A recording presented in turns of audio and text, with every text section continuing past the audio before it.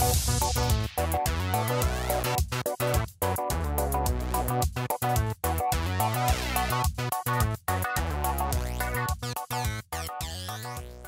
welcome to Alyssa Jean's Reviews. My name is Alyssa, and this is my review for Star Trek Lower Decks Season 3, Episode 3, Mining the Mines of Mines. This review will be filled with spoilers for those who have not seen the episode, so make sure you watch the episode before you watch this or any other review on YouTube. Okay, so once again, I don't have a ton of time, so this will be a shorter review. I keep saying that, but maybe this will be my new norm. Maybe I'll just start doing reviews that are under 10 minutes instead of this 22-minute nonsense that I used to do. But let me dive right into it. So I really enjoyed this episode. It doesn't stand out as anything amazing, but most episodes at the beginning of the season of Lower Deck tend to be kind of like that. But it was highly enjoyable. I didn't have a lot of the laugh out loud moments that I had last week, such as when Crouch goes, "Thank you for the mimosas." I didn't get anything like that. It had me rolling.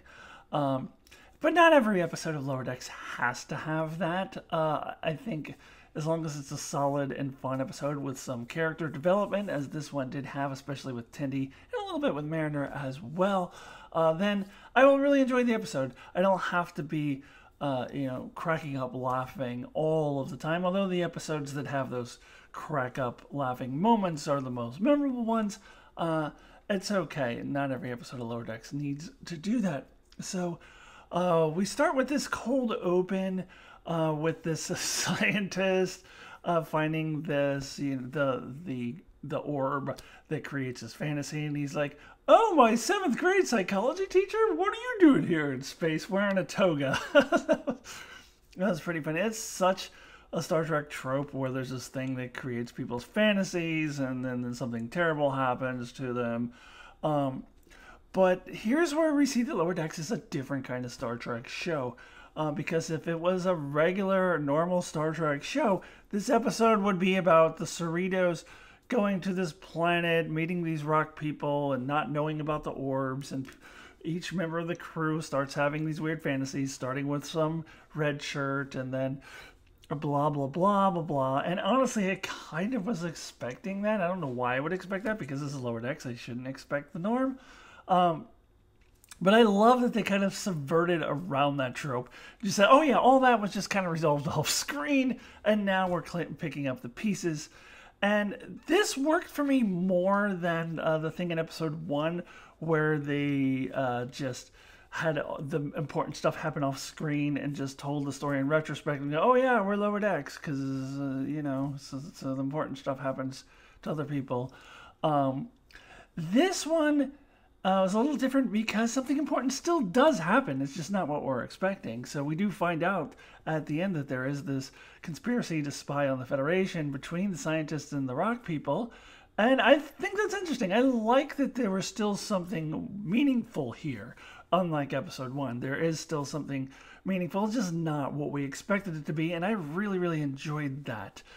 Now, let me get a little bit into the fantasies that the characters had, because it's interesting, because in a meta kind of way, the episode was kind of reading my thoughts, because when this episode started, I was thinking, hey, what happened to Jennifer the Andorian hooking up with Mariner? We did kind of tease that last season, and we haven't seen that yet.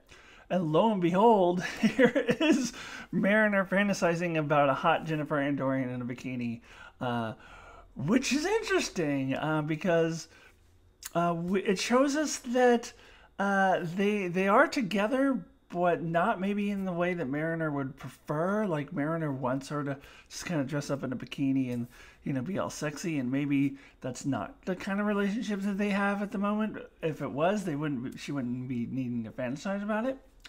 So that's interesting. I want more follow-up, though. This wasn't the real Jennifer the Andorian, so I assume they will follow up on this at some point in the season, so I'm not too worried about it.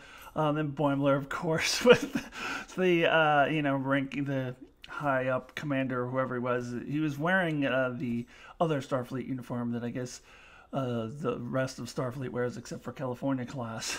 California class has their own uniforms, apparently. and how he was on the sidecar. Mariner's like, even in your fantasies, you're in the sidecar. And he's like, I don't like the drive. I thought that was all funny and really appropriate for Boimler. This episode doesn't focus a lot on Boimler, but that's okay because we got to focus on him last week. The one that didn't really work for me as much is Rutherford and Leah Brahms. Leah Brahms has already been the subject of a dorky engineer's fantasies. I mean, I guess maybe that's supposed to be the joke, that all dorky engineers kind of fantasize specifically about Leah Brahms, but I don't know. It just didn't work for me for some reason. Then when we get into all of their fears and stuff, we get a cameo from, I forget the name of the god, the Mayan god that appeared in an episode of the animated series. And that cameo would have hit me a lot more if I hadn't already seen it in the trailer. So I already knew that was happening. And this just gave us context, but, you know, whatever. That episode, by the way, from the animated series, highly overrated. It's just it's just beat for beat the same plot as the original series episode. Who mourns for...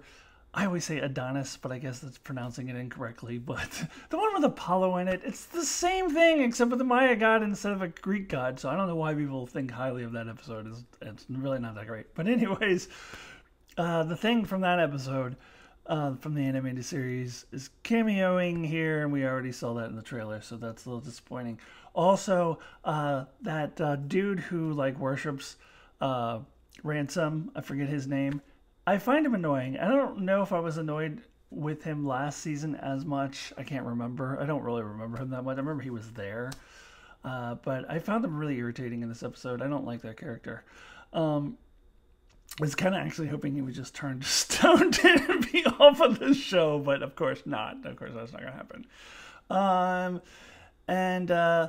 Another thing that didn't really work for me in this plot is the thing with the crew from the Carlsbad. How they were treating, you know, our crew, and we're like, oh, you Cerritos, you have a reputation, you're just fooling around, and we're better than you, blah blah blah. And then the twist is, oh no, we really admire you, you're great. Bullshit. You look at the way that they were behaving. There's 0% chance that they actually admire them. They were definitely having some animosity toward them, 1000%, and you can't tell me otherwise. So that's bullshit. That's a bullshit twist. That's so stupid. However, overall, I still really enjoyed this storyline. That's kind of just a minor nitpick. I still really enjoyed the subversion of the usual Star Trek tropes. I enjoyed the fantasies that they had, especially Mariner's, and so it was a lot of fun, even if there weren't any laugh out loud moments. Okay, let's get into the Tindy storyline really quickly. Tindy's really come a long way for me since the first season. I did not like her in the first season at all, but liked her a lot more in the second season, and I like that they're continuing her character development here. I also loved that we get the return of the bird psychologist, psychiatrist, counselor, whatever, the ship's counselor, who's the Birdman. I think it was supposed to be a one-off originally, but they keep bringing him back, and I really enjoy this character. And I really like in the end, her true mentor is still Dr. Katana, because I really loved that relationship with those two characters last season. And I like the scene at the end where she's like, oh, I wouldn't have done it without my mentor. And he's like, why, thank you. But she's looking over across the bar to Dr. Katana, who's her true mentor. That was fun. I actually did think it was fun that she's trying to get Captain Freeman's attention. And again, it's a version of trope, because we're thinking that she's going to have a hard time getting Captain Freeman's attention because Captain Freeman's going to be busy with important captain stuff. But really, she's having a hard time getting her attention because she's arguing with that other captain about who gets the rock. I thought that was good. That was really cute. And of course, she ends up getting her attention by finding out what's really happening. Now, we can't do this too often in Lower Decks. We can't always have the Lower Deckers saving the day, but it worked for me here. All right, so that's my very quick wrap-up of the Tindy storyline, because I do got to get going. So let me go ahead and finish up with a rating out of 10 for the episode. So my rating out of 10 for Season 3, Episode 3 of Lower Decks, I think I'm going to give it a 7.5. I ended the episode thinking this is a 7, but the more that I kind of think on it, I think it's a little bit above episode 1, which I gave a 7, but not as good as episode 2, which I gave an 8. But I think they're all kind of in the same ballpark together. This is kind of the typical beginning of the season Lower Decks episodes. A lot of fun, solid episodes, but nothing to write home about, nothing that'll be really memorable moving forward, but still a lot of fun. Okay, that's it for this week's review. Please join me next week as I review Season 3, Episode 4. See you then. Goodbye.